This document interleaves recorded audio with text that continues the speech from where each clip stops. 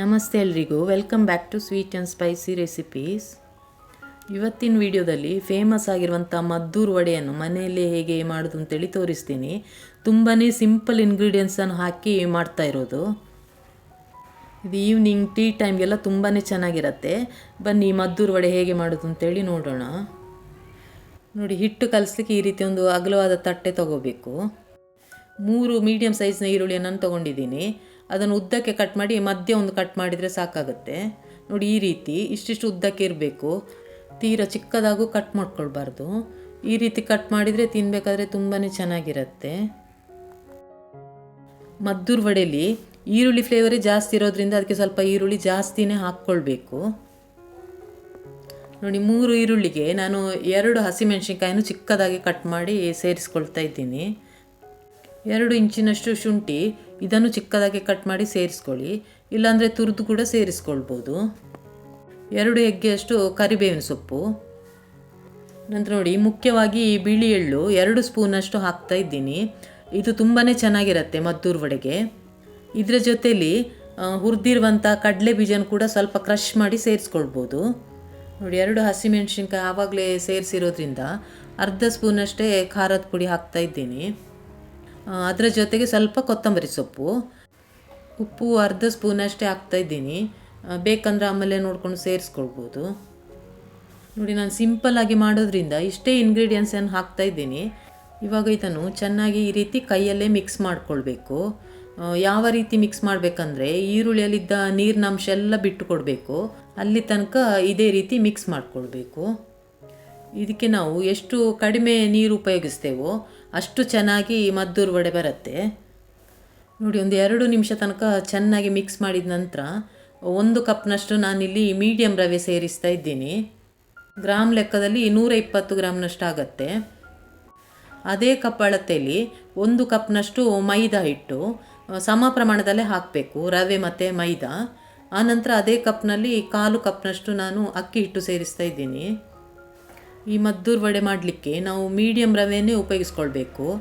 ಉಪ್ಪಿಟ್ಟು ರವೆ ಅಂತ ಹೇಳ್ತೀವಲ್ವ, ಬಾಂಬೆ ರವೆ ಅಂತ, ಅದುವೇ. ಬನ್ಸಿ ರವೆ ಆಗಲಿ ಚಿರೋಟಿ ರವೆ ಆಗಲಿ ಇದರಲ್ಲಿ ವಡೆ ಮಾಡಿದರೆ ಚೆನ್ನಾಗಿ ಬರಲ್ಲ. ನೋಡಿ, ಈ ರೀತಿ ಎಲ್ಲ ಚೆನ್ನಾಗಿ ಮಿಕ್ಸ್ ಆದ ನಂತರ ಇವಾಗ ನಾವು ಇದಕ್ಕೆ ಬಿಸಿಯಾಗಿರುವ ಎಣ್ಣೆ ಸೇರಿಸ್ಕೊಳ್ಬೇಕು. 3ರಿಂದ 4 ಸ್ಪೂನ್ನಷ್ಟು ಎಣ್ಣೆಯನ್ನು ಬಿಸಿ ಮಾಡಿ ಸೇರಿಸ್ಕೊಳ್ಳಿ. ನಂತರ ಒಂದು ಸ್ಪೂನ್ನ ಸಹಾಯದಿಂದ ಮಿಕ್ಸ್ ಮಾಡ್ಕೊಳ್ಳಿ. ಎಣ್ಣೆ ತುಂಬ ಬಿಸಿಯಾಗಿರೋದ್ರಿಂದ ಸ್ಪೂನಲ್ಲೇ ಮೊದಲಿಗೆ ಮಿಕ್ಸ್ ಮಾಡಿಕೊಳ್ಬೇಕು. ನಂತರ ನಾವು ಕೈಯಲ್ಲಿ ಮಿಕ್ಸ್ ಮಾಡಬೇಕಾಗ್ತದೆ. ನೋಡಿ, ಇವಾಗ ಸ್ವಲ್ಪ ತಣ್ಣದಿದೆ ಇದು. ಅದಕ್ಕೆ ಕೈಯಲ್ಲೇ ಚೆನ್ನಾಗಿ ಈ ರೀತಿ ಕಿವುಚಿಕೊಂಡು ಮಿಕ್ಸ್ ಮಾಡ್ತಾ ಇದ್ದೀನಿ. ಇದಕ್ಕೆ ನಾವು ನೀರು ಬೇಕಂದರೆ ಸೇರಿಸ್ಕೊಳ್ಬೇಕು. ಇಲ್ಲಾಂದರೆ ಈ ಎಣ್ಣೆ, ಉಪ್ಪು ಮತ್ತು ಈರುಳ್ಳಿಯಲ್ಲಿ ಬಿಟ್ಟಿರುವಂಥ ನೀರಿಂದನೇ ನಾವು ಹಿಟ್ಟು ಕಲಿಸ್ಕೊಳ್ಬೋದು. ನೀರು ಜಾಸ್ತಿ ಹಾಕಿದಷ್ಟು ವಡೆ ನಮಗೆ ಗಟ್ಟಿಯಾಗಿ ಬರುತ್ತೆ. ಅದಕ್ಕೆ ನೋಡಿಕೊಂಡು ನೀರು ಸೇರಿಸ್ಕೊಳ್ಳಿ. ನೋಡಿ, ಇದು ಸ್ವಲ್ಪ ಗಟ್ಟಿ ಅಂತ ಅನಿಸಿದರೆ ಈ ರೀತಿ ಸ್ವಲ್ಪ ನೀರು ಚುಮ್ಕಿಸ್ಕೊಳ್ಬೇಕು. ಒಂದು 2 ಸ್ಪೂನ್ನಷ್ಟು ಹಾಕಿದರೆ ಸಾಕಾಗುತ್ತೆ. ನೋಡಿಕೊಂಡು ಬೇಕಂದರೆ ಮತ್ತೆ ಸೇರಿಸ್ಕೊಳ್ಳಿ. ತೀರಾ ತೆಳುವಾಗಿ ಕಲಿಸ್ಕೊಳ್ಬಾರ್ದು, ತೀರಾ ಗಟ್ಟಿಯಾಗೂ ಇರಬಾರ್ದು. ನಾವು ಅಕ್ಕಿ ರೊಟ್ಟಿ ಮಾಡಲಿಕ್ಕೆಲ್ಲ ಯಾವ ರೀತಿಯ ಹಿಟ್ಟು ಕಲಿಸ್ತೇವೋ ಅದಕ್ಕಿಂತ ಸ್ವಲ್ಪ ಗಟ್ಟಿಯಾಗಿದ್ದರೆ ಸಾಕು. ನೋಡಿ, ಎಷ್ಟು ಚೆನ್ನಾಗಿ ಈಗ ಉಂಡೆ ಬರುತ್ತೆ ಅಂತೇಳಿ. ಈ ರೀತಿ ಉಂಡೆ ಎಲ್ಲ ಮಾಡಿಕೊಂಡು ಮೊದಲೇ ರೆಡಿ ಮಾಡಿ ಇಟ್ಕೊಳ್ಬೇಕು. ನಾನಿವಾಗ ಯಾವ ಅಳತೆಯಲ್ಲಿ ಮಾಡಿದ್ದೇನೋ ಅದೇ ಅಳತೆಯಲ್ಲಿ ಮಾಡಿದರೆ ನಿಮಗೆ ಈ ರೀತಿ ಪರ್ಫೆಕ್ಟಾಗಿ ಬರುತ್ತೆ. ನೋಡಿ, ಈ ರೀತಿ ಎಲ್ಲ ರೆಡಿ ಮಾಡಿಕೊಂಡ ನಂತರ ನಾನು ವಡೆ ತಟ್ಟಲಿಕ್ಕೆ ಒಂದು ಸಣ್ಣ ಶೀಟು ಒಬ್ಬಟ್ಟು ಮಾಡುವ ಪೇಪರ್ ತೊಗೊಂಡಿದ್ದೀನಿ. ನೀವು ಬೇಕಂದರೆ ಹಾಲಿನ ಕವರ್ ಅಥವಾ ಎಣ್ಣೆ ಕವರ್ ಯಾವುದ್ರಲ್ಲಿ ಬೇಕಾದರೆ ಮಾಡ್ಬೋದು. ನೋಡಿ, ಅದಕ್ಕೆ ಸ್ವಲ್ಪ ಈ ರೀತಿ ಎಣ್ಣೆ ಉಜ್ಕೊಳ್ಬೇಕು.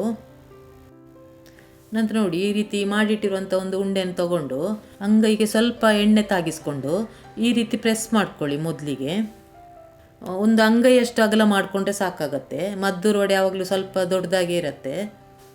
ನೋಡಿ, ಇಷ್ಟು ತೆಳುವಾಗಿ ಇರಬೇಕು. ತೀರಾ ತೆಳುವಾಗಿದ್ದರೆ ಗಟ್ಟಿಯಾಗಿ ಬರುತ್ತೆ ವಡೆ. ನೋಡಿ, ಈ ರೀತಿ ಸುಲಭವಾಗಿ ಬರುತ್ತೆ ಶೀಟಿಂದ. ನೀವು ಇಲ್ಲಾಂದರೆ ಬಾಳೆಲೆಲ್ಲೂ ಕೂಡ ಮಾಡ್ಬೋದು. ನೋಡಿ, ಇನ್ನೊಂದು ಮಾಡಿ ತೋರಿಸ್ತೀನಿ. ಇದೇ ರೀತಿ ಅಂಗೈಯಲ್ಲಿ ಸ್ವಲ್ಪ ಪ್ರೆಸ್ ಮಾಡಿಕೊಂಡು ಮತ್ತೆ ಈ ರೀತಿ ಬದಿಯನ್ನು ತೆಳುವಾಗಿ ತಟ್ಕೊಂಡು ಬಂದರೆ ಸಾಕಾಗುತ್ತೆ. ನೋಡಿ, ನಾನಿಲ್ಲಿ ಮೊದಲಿಗೆ 2 ವಡೆ ತಟ್ಟಿ ರೆಡಿ ಮಾಡಿ ಇಟ್ಕೊಂಡಿದ್ದೀನಿ. ಎಣ್ಣೆ ಕೂಡ ತುಂಬ ಕಾದಿರಬೇಕು. ವಡೆ ಹಾಕಬೇಕಾದ್ರೆ ಫ್ಲೇಮನ್ನು ಮೀಡಿಯಮಲ್ಲಿ ಇಟ್ಕೊಳ್ಳಿ.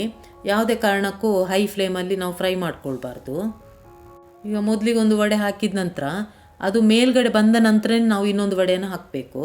ಹೀಗೆ ಸ್ವಲ್ಪ ಎಣ್ಣೆ ಹಾಕಿದರೆ ನೀವು ಎರಡೆರಡೇ ವಡೆಯನ್ನು ಫ್ರೈ ಮಾಡಿ ತೆಗಿಬೇಕು. ನೋಡಿ ಇವಾಗ ಇದು ಮೇಲ್ಗಡೆ ಬಂದಿದೆ. ಇವಾಗ ಇನ್ನೊಂದು ವಡೆ ನಾನು ಹಾಕ್ತಾ ಇದ್ದೀನಿ. ಇದೀಗ ಫ್ರೈ ಆಗಲಿಕ್ಕೆ ಒಂದು 4-5 ನಿಮಿಷ ತನಕ ಆದರೂ ಬೇಕಾಗುತ್ತೆ. ತುಂಬ ಬೇಗ ತೆಗೆದ್ರೆ ಅದು ತಣ್ಣದ ನಂತರ ನಿಮಗೆ ಮೆತ್ತಗಾಗುತ್ತೆ. ಅದಕ್ಕೆ 4-5 ನಿಮಿಷ ತನಕ ಮೀಡಿಯಮ್ ಫ್ಲೇಮಲ್ಲೇ ಇಟ್ಕೊಂಡು ಫ್ರೈ ಮಾಡ್ಕೊಳ್ಳಿ. ಕಲರ್ ಕೂಡ ಚೇಂಜ್ ಆಗುತ್ತೆ, ಅದರದ್ದು ಗೋಲ್ಡನ್ ಕಲರ್ ಬರಬೇಕು. ನೋಡಿ ಈ ರೀತಿ ಮಗ್ಚ್ಕೊಂಡೇ ಫ್ರೈ ಮಾಡ್ಕೊಳ್ಳಿ. ನೋಡಿ ಒಂದು 5 ನಿಮಿಷ ಆದ ನಂತರ ನಾನು ಮೊದಲಾಕಿರುವಂಥ ವಡೆನ ತೆಗಿತಾ ಇದ್ದೀನಿ. ಇದು ಆಗಿದೆ ನೋಡಿ ಎಷ್ಟು ಚೆನ್ನಾಗಿ ಬಂದಿದೆ ಅಂತೇಳಿ. ಈಗ ಇದರ ನಂತರ ನಾವು ಇನ್ನೊಂದು ವಡೆಯನ್ನು ತೆಗಿಬೇಕು. ಇದು ಫ್ರೈ ಆಗ್ತಿದ್ದಾಗ ನಾವು ಬೇರೆ 2 ವಡೆ ತಟ್ಟಿ ರೆಡಿ ಮಾಡಿ ಇಟ್ಕೊಳ್ಬೇಕು. ಆವಾಗ ಇದನ್ನು ತೆಗೆದ ತಕ್ಷಣ ಅದನ್ನು ಹಾಕಿ ಫ್ರೈ ಮಾಡ್ಕೊಳ್ಬೋದು. ಒಮ್ಮೆಲೆ ತುಂಬ ವಡೆ ಹಾಕಿ ಫ್ರೈ ಮಾಡ್ಕೊಳ್ಳಿಕ್ಕೆ ಹೋಗಬಾರ್ದು.